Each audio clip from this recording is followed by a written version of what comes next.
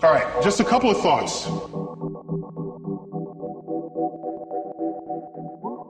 One that's sort of deeply cosmic and another one that is fascinatingly disturbing. I think. You'll be the judge of this. When you look at the ingredients of the universe, the number one ingredient is hydrogen. So you say, well, okay, that's kind of cool.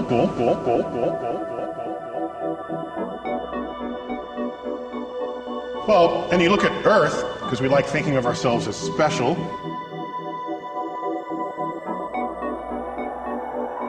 We say, oh, we're special. But what are we made of?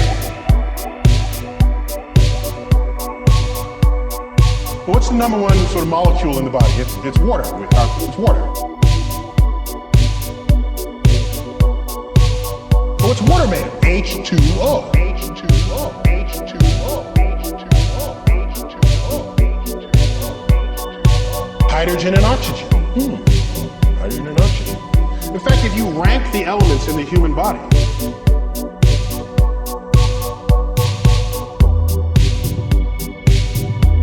number one in the human body is hydrogen.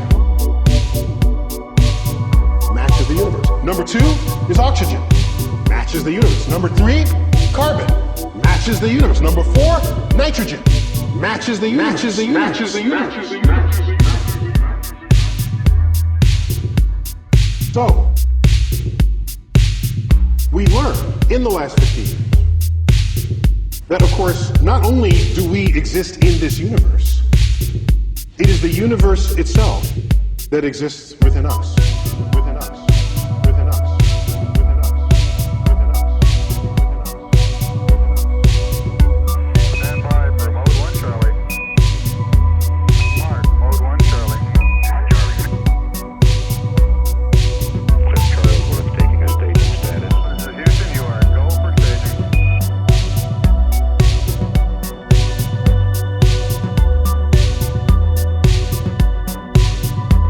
Board cutoff. Inboard engines out. Come in, board cutoff.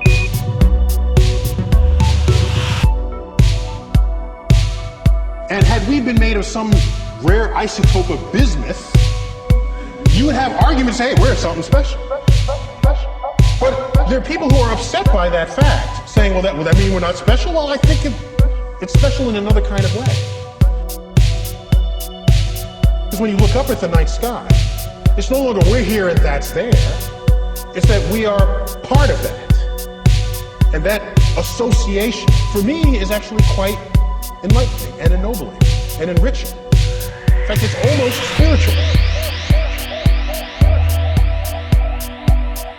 Looking up at the night sky and finding a sense of belonging. Now, are we alone in the universe? We're made of the most common ingredients there are. And our chemistry is based on carbon.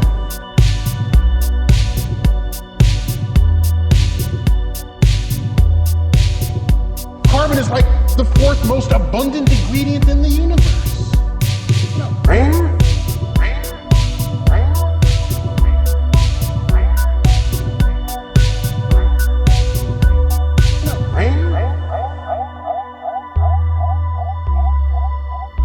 So, if we ask ourselves, are we alone in the universe? I tell you in the same breath that it would be inexcusably egocentric to suggest that we are alone in the cosmos. The chemistry is too rich to declare that. The universe too vast.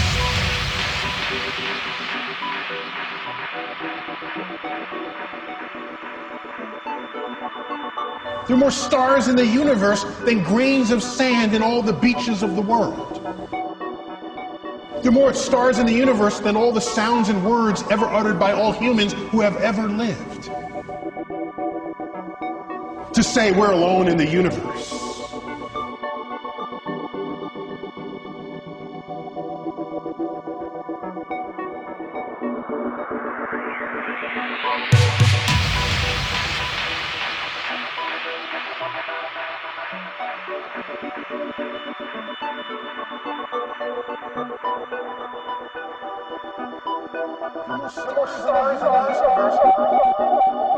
Than grains of sand in all the beaches of the world, beaches of the world, beaches of the world, beaches of the world, beaches of the world, beaches of the world.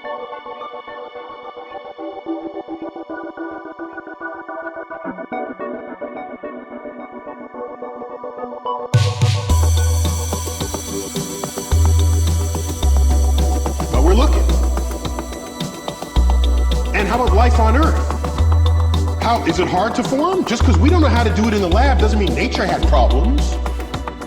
So it may be, given that information, that given the right ingredients, which are everywhere, life may be inevitable, an inevitable consequence of complex chemistry.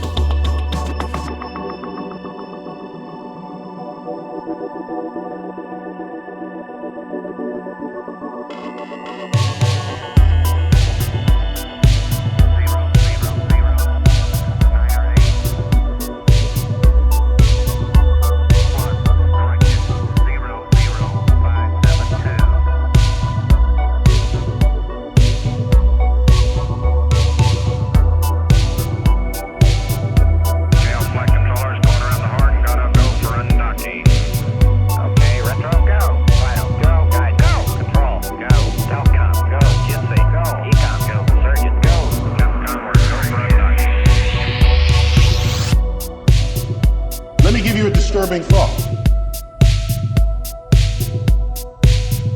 A fascinatingly disturbing thought, and we'll leave you on that note.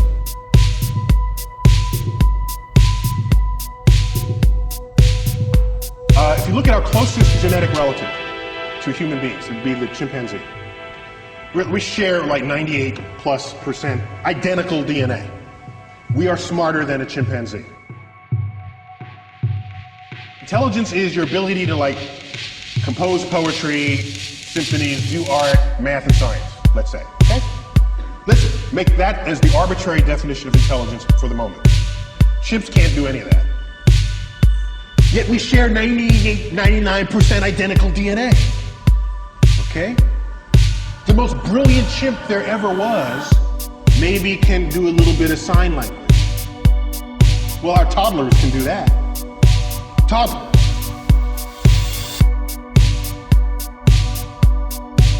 So, here's what concerns me deeply.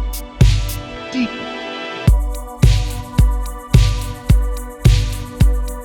Everything that we are that distinguishes us from chimps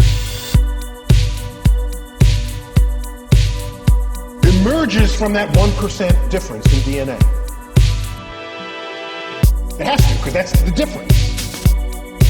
The Hubble telescope, these grand, that's in that 1%. Maybe everything that we are that is not the chimp is not as smart compared to the chimp as we tell ourselves it is.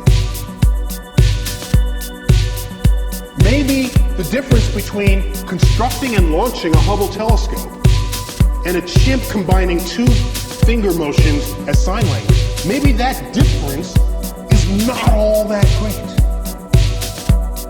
We tell ourselves it is, just the same way we label our books optical illusions.